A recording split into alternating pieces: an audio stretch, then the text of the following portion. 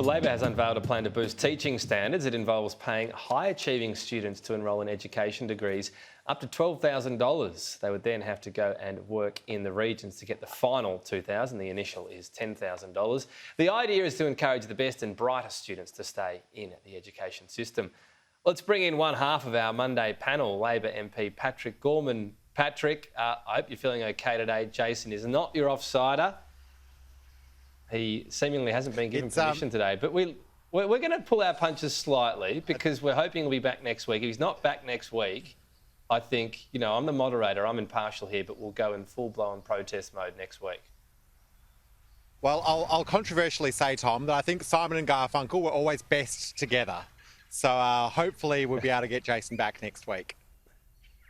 All right, we'll leave it at that for now, but we, the protest will be on in full if we can't get his company next week on the program. He was with us last election, as you say. He's one half of Walensky Gorman. Can't be done without him. Anyway, we'll get into some of the issues. So this issue with teachers and Labor, up to $10,000 a year over 4-year degrees. It's only, I think, a few hundred people a year is what it amounts to, maybe 1,800. But is this really going to shift the dial much for overall teaching standards? Yeah, it will shift the dial. What we know is that by 2025, Australia is looking at a shortage of 4,000 teachers. And that means we end up with overcrowded classrooms or schools really feel the pressure. My parents were both teachers. I know that our teachers do an amazing job working hard in those classrooms. But what Labor wants to do is do the other 3 R's: recruitment, retention and recognition. Because we know that Australia has great teachers and it's a fabulous career. Like I said, I grew up in a household of 2 teachers, and it was a very, I think I'm very fortunate that my mum and dad were both primary school teachers. And if we can encourage a few other people to go and see that career for themselves, that's a good thing. And I think the commitment is $12,000 a year for the students who are studying teaching. So we want to really make sure we're incentivising them to go and get these great quality degrees at good Australian universities and go and be teachers in our primary schools and our high schools. Yeah, $10,000 a year, an extra $2,000 if they're going to go regional. But in terms of the overall numbers, I mean, how many new teachers do we have graduating each year? Is this a pretty tiny percent? Look, I do not know, and I'm comfortable saying I do not know exactly how many teachers we have graduating each year. I'm sure someone from Universities Australia or the Education Minister can come and give you that particular data point. But what we do know is that we've got a shortage. We don't have enough teachers coming through the pipeline. So we've got 2 choices. We can either just let that be and let the market sort it out, which isn't working, or we can intervene. And that's what Labor's chosen to do. And we also want to help people, not just on that incentive for people who are looking at the early in their career, looking at studying teaching. We also want to make it easier for people who might be switching careers, people who might have a science or a maths-based career, to be able to switch into teaching. Just on that, I mean, and I know people that sounds like a great idea. You're in your mid-40s, you've been in your career for a while, you want to switch, but aren't the people in sort of established maths and science careers, they're probably going to be on pretty good coin. Is this small amount really going to make a difference? I mean, most of them are going to be taking a pay cut overall still, surely. Well, there's a range of different roles in science and mathematics. They all have different pay rates. So this isn't for everyone, but for some people who are looking for that career switch, and I know people who've made this career switch. I'll give a shout out to Amy, who I know switched into a teaching career through Teach for Australia. It's a very rewarding career. And I just encourage people, if you're thinking about it, if you're thinking about being a teacher, consider this career. It is incredibly rewarding. I know my parents, both teachers for many, many decades, they bump into students all the time that they've helped on their path to fulfil their dreams. It's a great career. And if we can help more people have that career, that's a good thing. I think we do all remember our good teachers, so I'll second that one. But you're talking about wages, essentially, or subsidising them. What about broadly on wages? We saw this in the debate last night. Anthony Albanese's answer on Labor improving wages was productivity. But what that means is there's not going to be any sort of change overnight, that if that's going to actually improve people's wages, we're talking about years away from being able to actually get productivity gains in the economy, aren't we?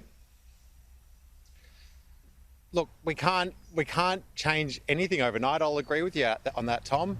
Scott Morrison's been in government for 10 years. They have no plan to get wages growing. They've got very little when it comes to productivity. We've put our plans out there. We put out our plan for secure jobs and higher wages about a year ago. It's been on the table. It's been out there for people to see. And so, yes, these things will take time. We're being very open about that. But we do want, and you can either have the government who doesn't want people to have a wage rise, doesn't want people to have more secure jobs, or you can have an Albanese Labor government where we're saying this is something we want to do. We want to put secure work into the Fair Work Act. Okay. We want to make sure we've got minimum conditions for people who work in the gig economy. They're two real things. So on the gig economy on that, often the example is anyone working for Uber and so on. If they're getting paid more, people will pay more for the service. That has to happen, right? Well, I think we also know that Uber and a lot of those companies, they drag a lot of money out of Australia and to their corporate headquarters. So they can find ways to make sure that their workers can be paid a fair wage. But hang on, but you're already going to make them pay more through multinational tax. So they'll be hit for the multinational tax on one element and for wages on the other. That's going to ultimately end up meaning consumers pay more. Now, maybe that's not a bad thing. Maybe that needs to happen. But isn't that the reality of this? You want to run a business in Australia, you've got to play by Australian rules. And that's fair for the businesses that already operate in Australia, whether it be in food delivery, people transport, a whole range of industries in the gig economy. If you want to operate in Australia, play by Australian rules, and that means making sure that's fine to say that. What's fair? That's fine to mount that argument, but don't you also need to say, and as a result, people will have to pay a bit more for those services? Yeah, we don't see it that way. I think it's fair to say that these big gig economy companies can find ways to make sure they're paying their workers. Yeah, but have they made a pledge on that to you, or that's just your hope?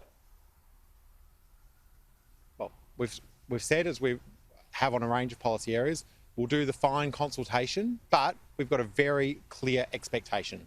If you want to operate a business in Australia, you've got to play by Australian rules, and that means not undercutting wages and conditions. I think that's a pretty reasonable thing. Yes, over the last decade, under Scott Morrison and the Liberals, some of these things have started to get away from Australia, and that's because they haven't been enforcing those minimum standards.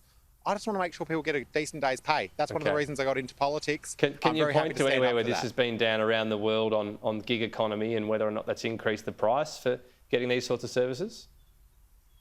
It sounds like you might have an example, Tom, but I don't have one for you. I think this is a reasonable proposition and one that I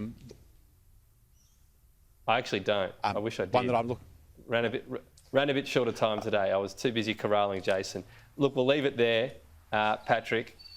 We'll hope that you can join Jason next week and talk on Monday. Thank you. See you, Tom.